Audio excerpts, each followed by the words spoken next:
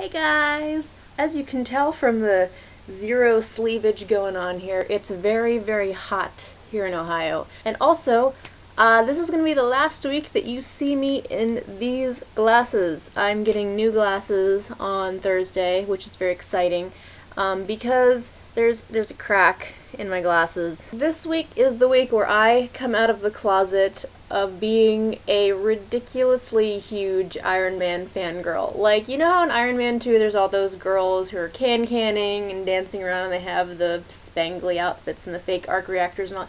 I would be one of those girls if I lived in the Marvel Universe. When I saw the first Iron Man movie, when it came out several years ago, I had no idea who he was. I went with my boyfriend at the time. That was like the only movie we could agree on going to see. And at some point during the beginning of the movie, I was like, okay, so obviously he wasn't kidnapped by the Taliban in the first comics.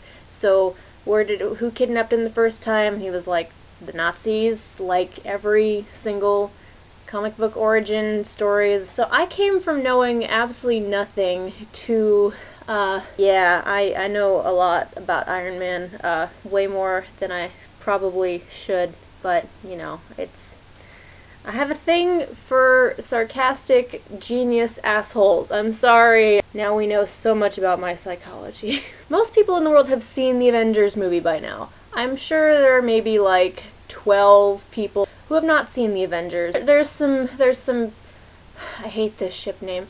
There's some pepperoni moments and it makes my heart sing because I ship Tony and Pepper like you don't even know. Like, bigger than Captain America and Black Widow, which is my other ship in the Marvel Universe. So all these pepperoni moments are really just, they make me so happy, and then people are like, oh my god, look at the giant rock on her finger! I'm like, it's the right hand, doesn't mean they're engaged, but I really want them to be.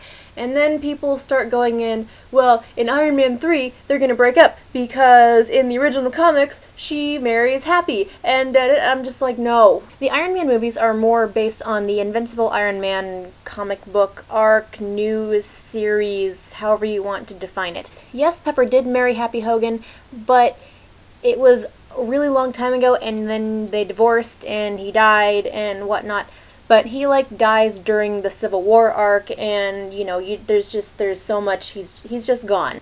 I mean, you know, at this point, we've kind of just moved so much further through, like, Pepper wasn't even ever in a relationship with Tony in the original comics until after Hogan's death. So now we're so far forward into the timeline that even if/when they do kind of break up in Iron Man 3, they're probably going to get back together, because as nobody ever watched entertainment before, you don't just introduce a new character and go, oh hey, no, this person's going to, that's totally it.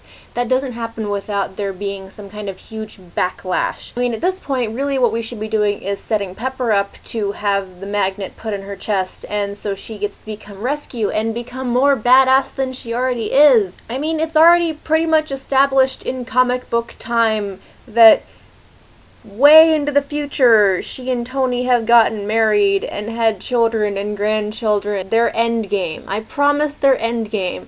So even if Iron Man 3 will break the hearts of shippers everywhere, it'll be okay. I promise it'll be okay. Well, I guess that's enough for me for this week. I have things to do. I love you guys, and I will see your faces later. Okay, bye!